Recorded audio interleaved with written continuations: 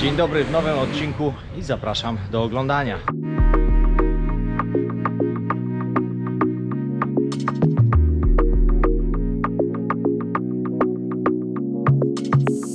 Jestem na dzielni niespełna hello, good morning. Niespełna 12 godzin, a już wokoło mi mówią cześć mordo. Jakoś tak nie wiem dlaczego dałem się we znaki, ale chyba pozytywnie, bo raczej uśmiechają się do mnie. Proszę, jakiego mam fajnego gospodarza. Nawet pokażę wam, nawet motor mówi: słuchaj, do mojego domostwa, a niech śpi razem ze mną. Motor.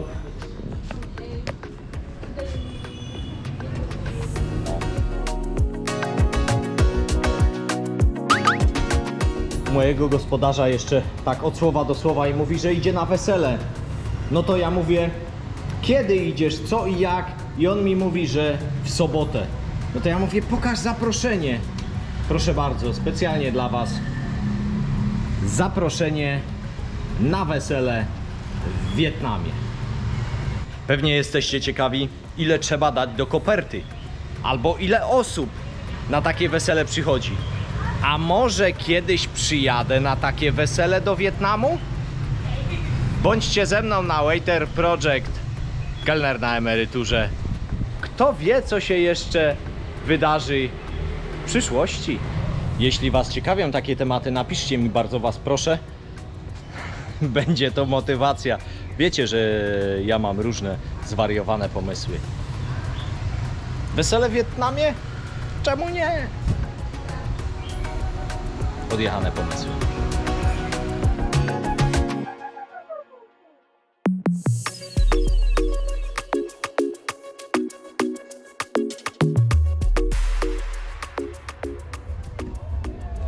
Są świrusy, nie? Ja wziąłem stateczną panią, żeby nie było, wiecie, sprzęt i tak dalej. Nie ze mną te numery, ja wolę nagrać takich świrusów.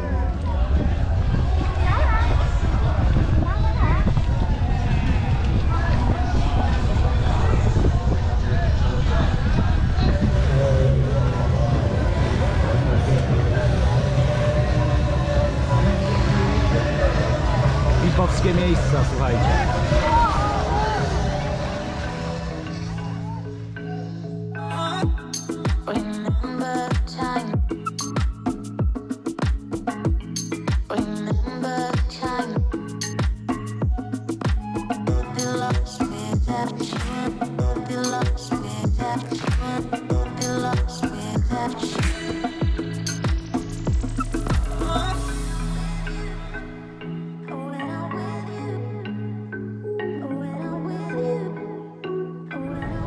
Jak dotrzeć do tych łódek?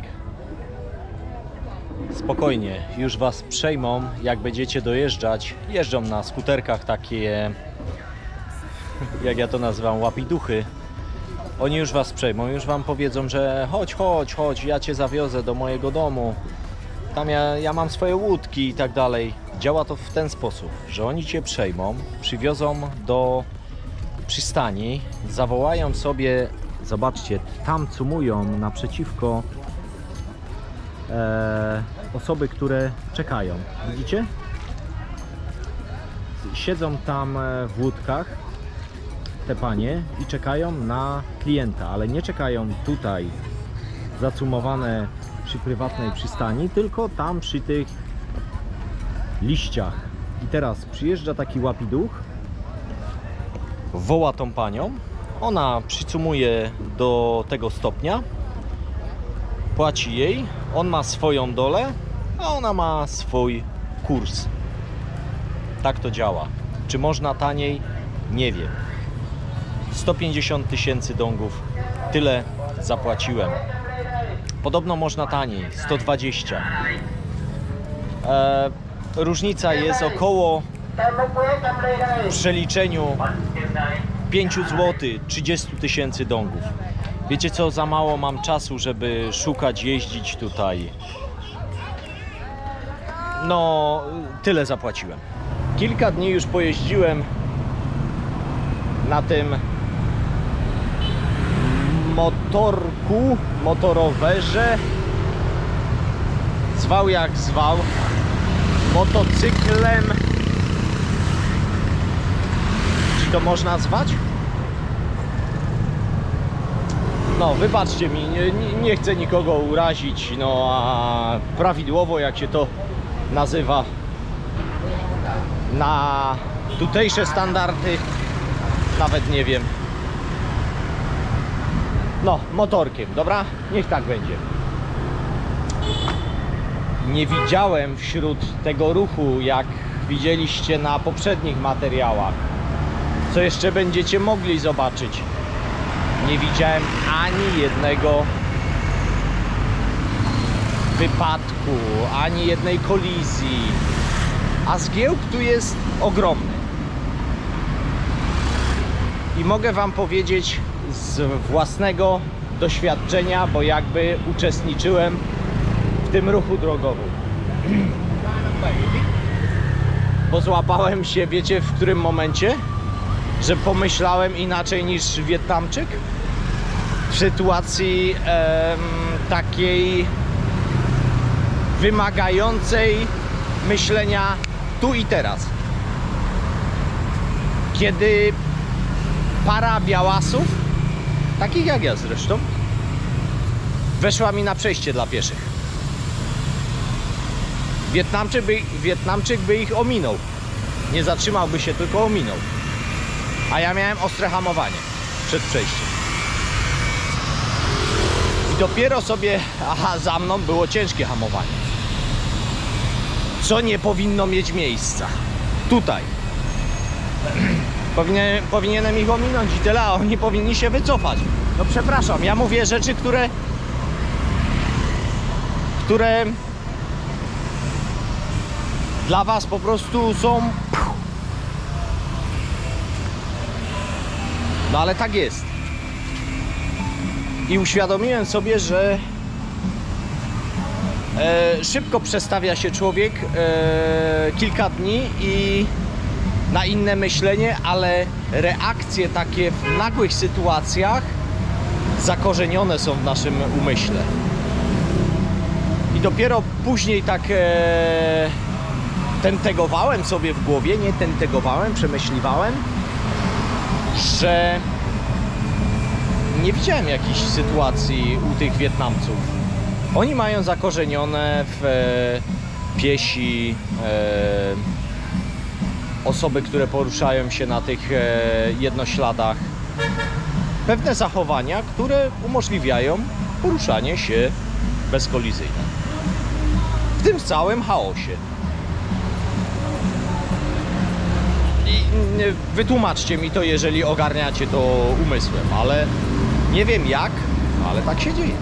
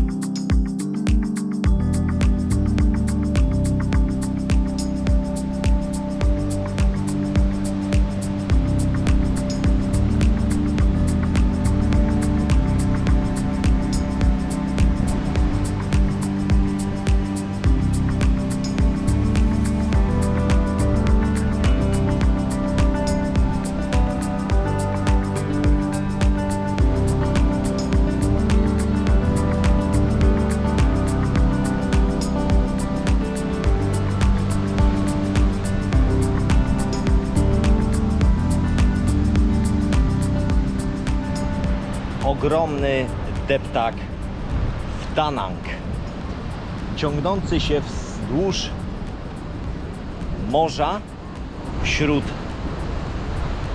drzew palmowych. Palm, umówmy się, uważajcie, Ja wam jeszcze pokażę, jak siadacie na ławeczkę. Fajna ławeczka, nie?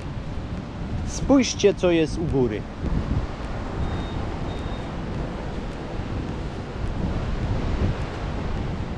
Bo jak wam taki jebudupny kokos na łeb spadnie,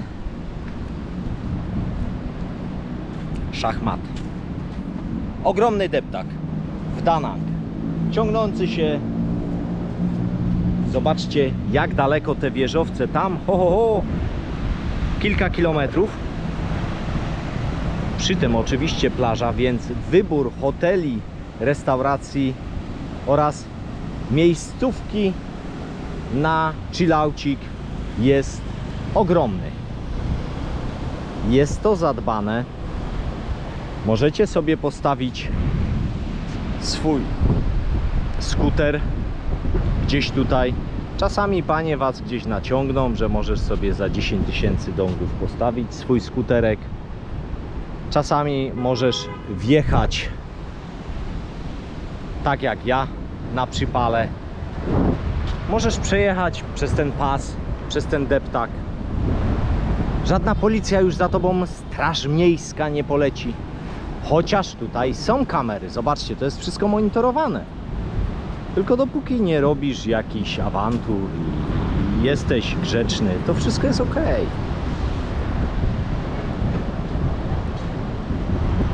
W każdym razie ja mam takie doświadczenie.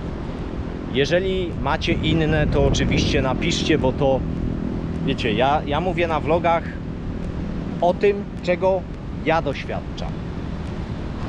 Chciałbym dzisiaj pojechać w tamte góry.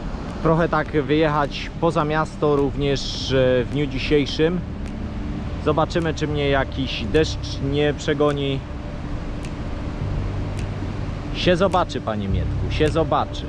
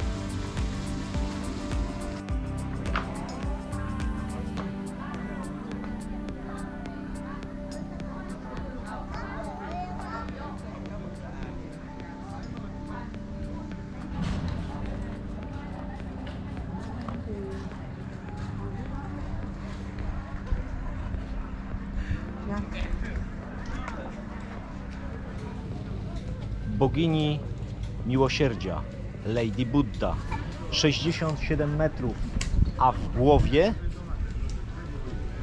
umiejscowiony jest Buddha. Wejście jest za darmo, parkingi również są za darmo. Można oczywiście wrzucać datki na utrzymanie mnichów. A tutaj popatrzcie, modlą się, a pani w sposób trochę inny się modli.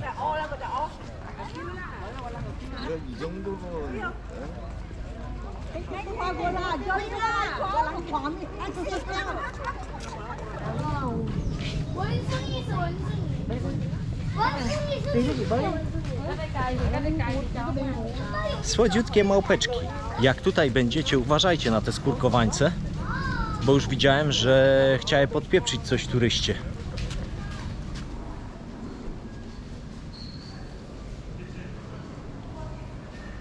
Na pewno warto tutaj przyjechać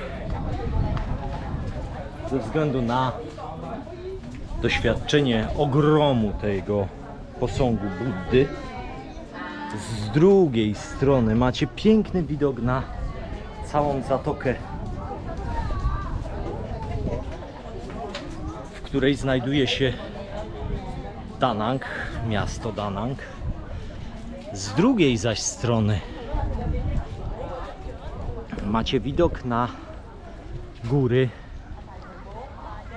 Nie tylko tutaj jest ten posąg, są ogrody. Możecie doświadczyć chillu. Jest owszem, jest tutaj to miejsce turystyczne, ale nie tak bardzo jak te inne, które w innych materiałach mieliście okazję już zobaczyć. Nie ma na ten moment naciągania, nie ma nagabywania. No takie inne, fajne do chillu miejsce. Bardzo Wam dziękuję, że jesteście ze mną, że oglądacie, że subskrybujecie, że komentujecie, że po prostu oglądacie. A jak Wam się to podoba? Dajcie jakiś znak, jaki bądź. Będzie mi bardzo miło. To nie tylko jest miło mi osobiście, ale również całemu zespołowi, co zawsze podkreślam. To nas motywuje do dalszej pracy, do wdrażania nowych pomysłów, do bycia aktywnym w przeróżnych nowinkach i innych realizacjach. Bardzo raz jeszcze dziękuję. Do miłego zobaczenia. Trzymajcie się. Cześć.